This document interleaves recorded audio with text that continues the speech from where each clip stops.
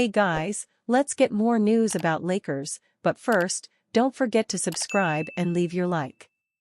Lakers trade pitch swaps LeBron James for rising Warriors star, draft haul. The Los Angeles Lakers didn't go all in on a blockbuster trade or free agency signing this summer to maximize whatever championship window remains of LeBron James' tenure, which opens a path for the franchise to hit the reset button.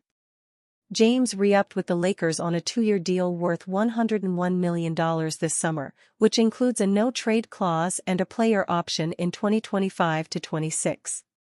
Thus, he could nix any deal and choose to stay in LA to play with his eldest son, Bronny James, who the Lakers selected in the second round of the 2024 NBA draft. However, James turns 40 in December and remains 2 rings shy of Michael Jordan, whom some may argue he continues chasing in the conversation as the greatest player in history. The Lakers have been the number 7 seed in the Western Conference in each of the past 3 years, exiting in the first round twice. The team is over the salary cap and in the luxury tax, with minimal avenues toward meaningfully improving this summer and/or ahead of the February 2025 trade deadline.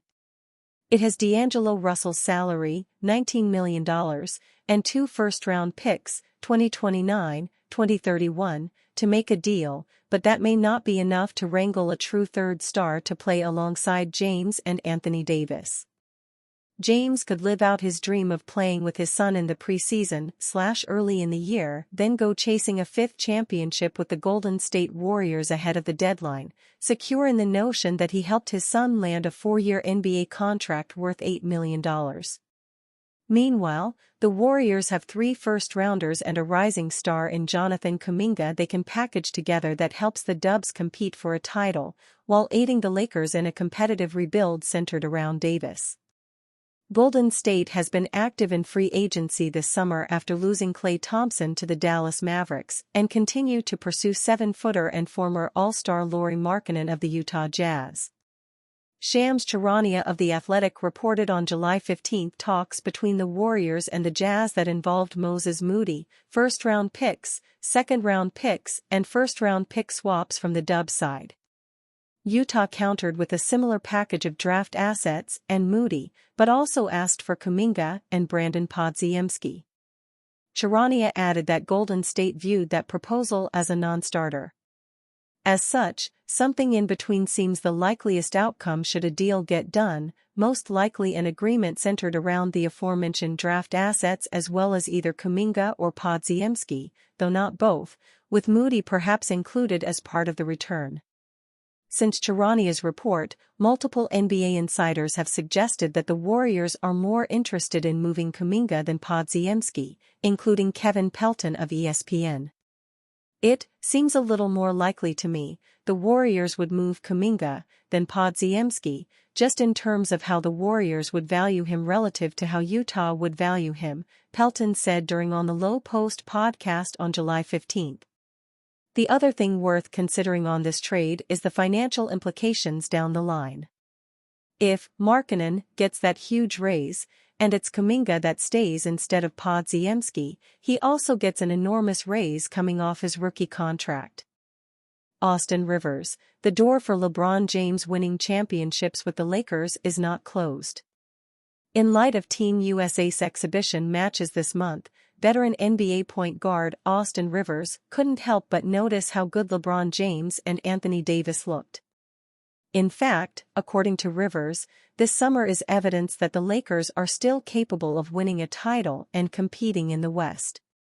I'm watching this USA basketball, right, and I've been watching all their games close, and it doesn't take a trained eye to notice who have been the 2 best players, the most impactful, on USA basketball, Rivers said on X. Granted, Kevin Durant has not played, so I'll take that into account, but, so far, the 2 best players are 2 Lakers players, LeBron James and Anthony Davis, right? So, when you start thinking about that, I'm sitting here watching this game, thinking, why are the Lakers so far away, or why does it feel that way? And I guess JJ Redick is right. They asked him, how far away are you? He said, we're not far. We are a piece or 2 away from competing. maybe he is the piece. They got the new coach, they got new staff, etc. All I've heard this past year is how the door for LeBron James and winning championships in Los Angeles is closed, and the more I watch USA basketball, I just can't disagree anymore. Team USA is competing in their latest Olympic tournament this summer, and LeBron James, along with Anthony Davis, has been the star attraction. They've dominated the competition and have stepped up as the two best players on the roster. It remains to be seen if the impressive play from the Lakers duo will get Team USA the gold, but there is no question that it has people rethinking the Lakers' title chances. Rivers, 31, is an 11-year NBA veteran and served as point guard for various teams across the league.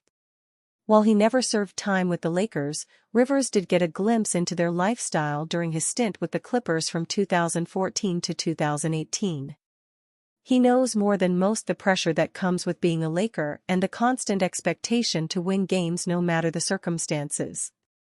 In recent years, the Lakers haven't looked like a team that prioritizes winning, and before the championship in 2020, they were headed on a downward spiral to disaster. Going into next season, with the Lakers having been bounced in the first round of the playoffs, faith was dwindling that they could have any chance against the juggernauts in the West. Even at 39 years old, however, LeBron James is keeping the Lakers relevant, and his performance for Team USA this summer is proof that he still has plenty left in the tank. If Anthony Davis can just stay healthy, who is to say the Lakers can't challenge for a top 6 spot in the West? The thinking is that new head coach J.J. Redick and rookies like Dalton Knecht and Bronny James will help give the Lakers the edge they need. While it may work against the mid-level teams, I am not convinced that they can keep up against the best of the best.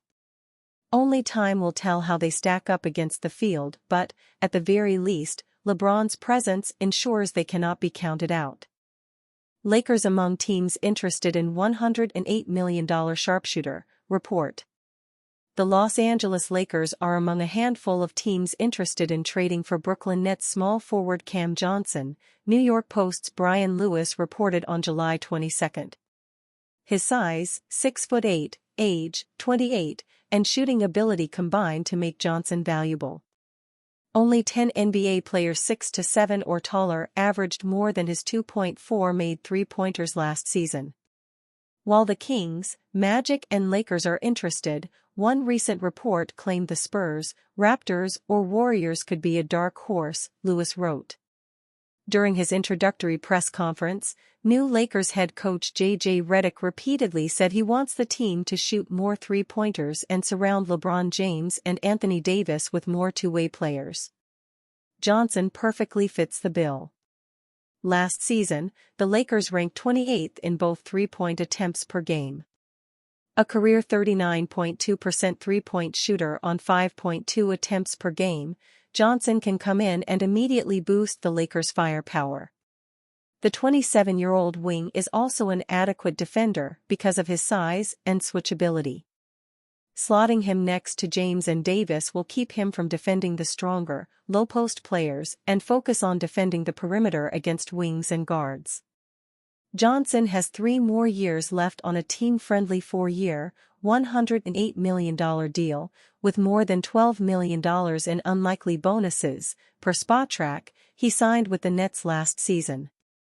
While Johnson is entering the second year of a 4-year, $94.5 million extension, it de-escalates after next season to just 13.91% and 13.85% of the salary cap in the final 2 years, making it team-friendly, Lewis wrote. With Mikal Bridges gone, the Nets are in full rebuilding mode. But Johnson will not come cheap. The Bridges move and the deal with Houston to get their own 2025 and 26 picks back has given the Nets that aforementioned flexibility. But moving Johnson would give them even more, Lewis wrote. With several teams also interested, the Nets have the leverage. Will the Lakers surrender their draft capital for Johnson? And you fan? What do you think of the situation of Cameron Johnson? Leave your opinion in the comments.